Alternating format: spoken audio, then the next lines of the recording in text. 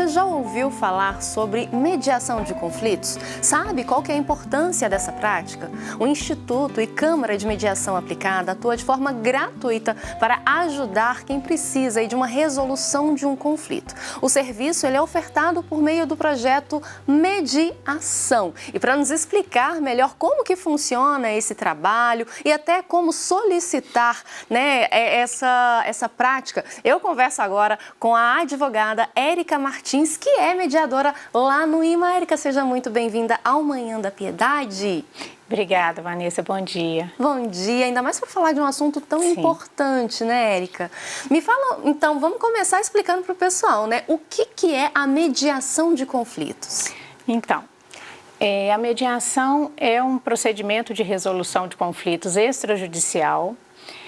Pressupõe aí que os envolvidos, né, manifestem vontade. Então, o mediador ele vai intermediar a comunicação entre eles, vai através da escuta, entender através da fala de cada um qual é a necessidade, qual é o ponto central desse conflito e motivá-los a, às vezes, diante de uma inexistência de conflito, de diálogo, né, inaugurar essa prática do diálogo entre eles.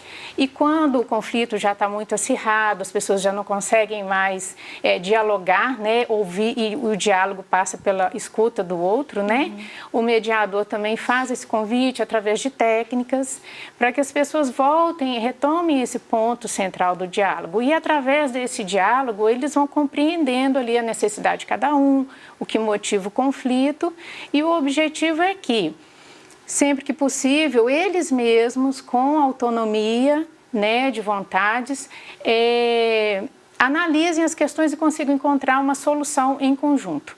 Então, o mediador faz o papel ali imparcial, sempre para trazer esse retorno ao diálogo dos envolvidos. E aí, então, essa mediação, ela acontece como uma forma de reunião ali entre as partes envolvidas, o mediador, né, centralizado ali imparcialmente para tentar solucionar aquele problema e não levá-lo para a justiça? Seria mais ou menos isso? Sim, sim. Quando você fala da reunião, a gente trata como sessões, né? Sim. Então, a gente faz, normalmente o mediador recebe a questão, recebe o caso, faz uma análise prévia. Então, às vezes, ele pede para ouvir quem trouxe a iniciativa de quem que procurou a Câmara, né? Ouve primeiro, compreende qual é a necessidade, depois faz o convite à outra pessoa, aos outros envolvidos, né? E dá a mesma oportunidade de fala individualizada para poder compreender, e na medida do possível, quando esse diálogo já vai evoluindo, vão sendo esclarecidas algumas questões, faz sessões conjuntas, uma reunião conjunta, né? E assim, não tem número limite, um número certo. Na medida que o mediador vai observando que o diálogo está evoluindo, que as questões estão sendo resolvidas, que o diálogo está progredindo positivamente, aí vão sendo marcado outras sessões até ter um encerramento. E quais são os tipos, né, de causas, ações, problemas, conflitos que são mais comuns de serem solucionados nesse trato, né, nesse trabalho? Então, a mediação ela é mais indicada para conflitos de relações continuadas, né, que tem um aspecto pessoal. Então, a gente fala principalmente dos conflitos que envolvem família, né? Então, questões de guarda, de divórcio, alimentos, pode ter também uma relação continuada, por exemplo, um conflito entre vizinhos, né? As pessoas vão continuar ali convivendo na mesma comunidade. Então, é bem importante, bem salutar que algum conflito que surja, elas consigam resolver de forma autônoma, porque é uma relação que vai ter que ser ao longo do tempo, né? Mas a mediação também ela ocorre na área empresarial, né, entre pessoas jurídicas, porque às vezes são parceiros de negócios, né, de acordo com a atividade, e pode aí ter solucionado o conflito que tenha surgido e eles continuarem parceiros.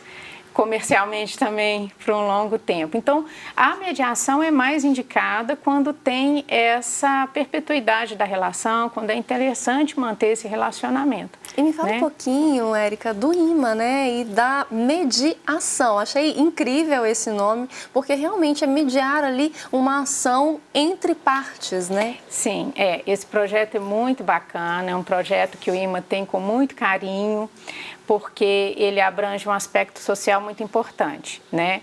O IMA Instituto, quando ele ministra curso de mediação, ele é um instituto vinculado, que tem convênio com o Tribunal de Justiça também, então os mediadores formados pelo IMA são mediadores judiciais também, né?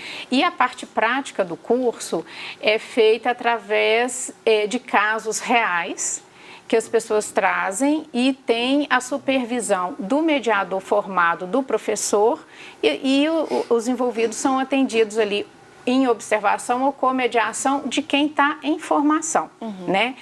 Esses casos que são trazidos para o curso prático são casos que o IMA sempre atendeu de forma gratuita. E agora o projeto Mediação encampou e deu uma maior extensão a esse atendimento gratuito. Então, independente de ter alguma turma em formação prática, o IMA, através desse projeto, tem pessoas específicas vinculadas, gerenciando esse projeto, então recebe as pessoas e faz esse atendimento gratuito, recebe os casos, então durante o ano todo a gente recebe esses casos através do projeto para que as pessoas tenham ali tratados essas questões nesse projeto de forma gratuita. Como que é feita a formação do mediador? O mediador, ele tem uma parte do curso teórica, que tem, pelo CNJ, uma obrigatoriedade de carga horária do curso teórico, e depois ele ainda tem que ter uma carga horária de curso prático, que são esses casos que no IMA são casos reais, né? Feitos pelos alunos, mas supervisionados pelo professor, pelo mediador já formado. E precisa ser formado em direito para ser um mediador? Como que funciona essa questão, né, da graduação para a formação, ou não precisa? Não precisa. A mediação é muito interessante porque ela é interdisciplinar. Então, nós temos mediadores no IMA que são psicólogos, a gente tem mediador da área de exatas, engenheiros. É uma função multidisciplinar, né? É uma função que agrega valor. Né? E é uma vontade, eu imagino, né, que estar ali diante de duas partes que estão em conflito e querer solucionar isso é uma vontade muito grande de realmente ser útil, né, na vida das outras pessoas, né? E isso impacta diretamente no nosso sistema judiciário também, né, Érica? Sim, sim. É uma questão muito importante. E assim, eu tenho uma experiência como advogada, né? O que a gente vê? O judiciário extremamente assoberbado. Infelizmente, os processos não têm um término, num prazo que nem sempre atende à expectativa dos envolvidos. Então, são questões que demandam tempo, né? E, inclusive, esse tempo, essa demora, às vezes acirra um conflito ou, às vezes, acirra um afastamento de uma relação de afeto, né? Quando envolve vizinhos, quando envolve família, criança, que são questões, infelizmente, que acontecem, são prejudiciais, que o judiciário não tem condição hoje de atender, né? E através da mediação você tem uma oportunidade de solução daquilo de forma autônoma, porque o acordo não é imposto e nem sugerido pelo mediador, é de acordo com o diálogo que as pessoas vão ali elaborando, né? Como resolver.